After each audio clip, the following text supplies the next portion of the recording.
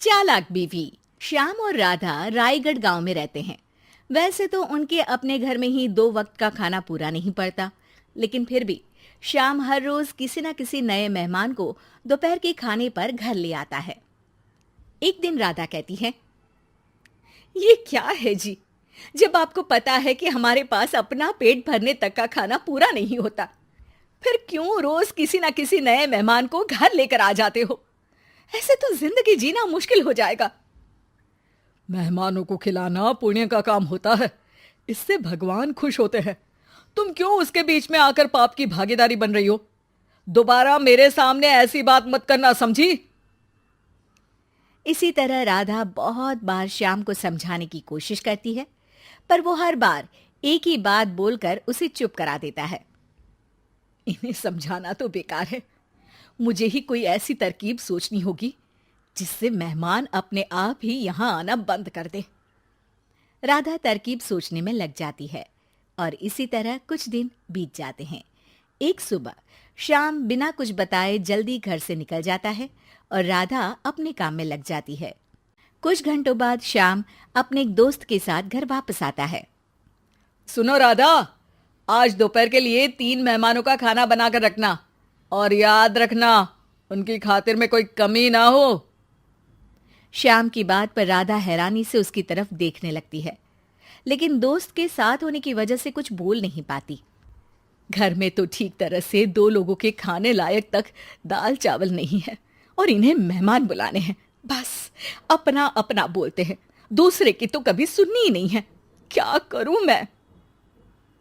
राधा क्या करूं क्या नहीं की उलझन में फंसी ही होती है कि उसके दिमाग में एक तरकीब आती है, जिस पर वो श्याम और उसके दोस्त के घर से बाहर जाते ही रसोई में से सिलबट्टा निकाल कर लाती है। अब मुझे मेरे ये साथी ही इस मुश्किल से बाहर निकालेंगे। राधा सिलबट्टे पर रोली, चावल और हल्दी डालकर उसे मेहमानों के बैठने की जगह पर ले जाकर रख देती है। कुछ ही देर में वो तीनों मेहमान भी घर पहुंच जाते हैं। आइए जी, पधारिए, हमें आपका ही इंतजार था। जी शुक्रिया। श्याम भाई कहाँ हैं? वो ना बस आते ही होंगे, तब तक आप बैठिए ना। जैसे ही वो तीनों अपनी जगह पर बैठते हैं तो सामने पूजा किए सिलबट्टे को रखा देख असमंजस में पड़ जाते हैं। और बहन, ये सिलबट्टे की पूजा कर इसे यहाँ क्यों रखा है? क्या ये आपके यहाँ का कोई रिवाज है? अरे नहीं नहीं, वो तो मेरे पति की मन्नत है, इसलिए पूजा की है। हैं? सिलबट्टे पर कैसी मन्नत? मेरे पति ने मन्नत ली है कि वो अपने मेहमानों को खाना परोसने से पहले इस सिलबट्टे से 3 बार उनके सिर पर मारेंगे।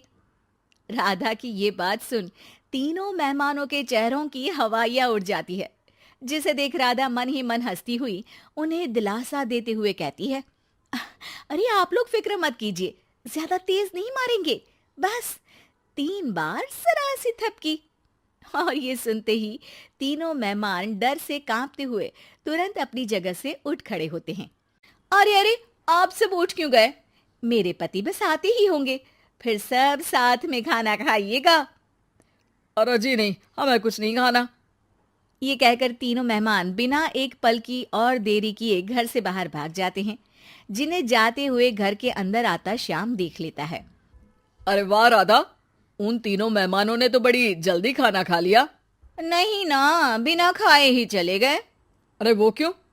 क्योंकि वो खाने से पहले मुझसे ये सिलबट्टा मांग रहे थे, तो मैंने बोल दिया कि मेरी माँ ने दिया है, मैं नहीं दे सकती। बस फिर वैसे ही चले गए। राधा की बात सुन श्याम गुस्से से लाल होकर उस पर चिल्लाने लगता है। तुम पागल हो क्या? मेहमान को नाराज कर दिया। मेहमान जो मांगे उन्हें वो देना हमारा फर्ज है। इतनी सी बात तुम्हें कब समझ में आएगी? मैं अभी उन्हें ये सिलबट्टा देकर वापस घर में ले आता हूं, तुम खाना तैयार रखना। अब श्याम सिलबट्टा उठाए घर से बाहर निकल जाता है और मेहमानों को ढूंढना शुरू कर देता है, जो उसे पास में ही एक पेड़ के नीचे बैठे दिखते हैं। श्याम उनके पास पहुंचने ही वाला होता है कि वो उसे सिलबट्टे के साथ आता देख दोबारा भागना शुरू कर देते हैं, जिस पर श्याम भी उनके पीछे भागने लगता है। अरे रुको, मैं आप लोगों को ये देना चाहता हूं। अरे आप लोग रुको तो सही। अरे भाई, ये तो हाथ धोकर पीछे पड़ गया है। अरे जुबान कम और पैर तेज चलाओ।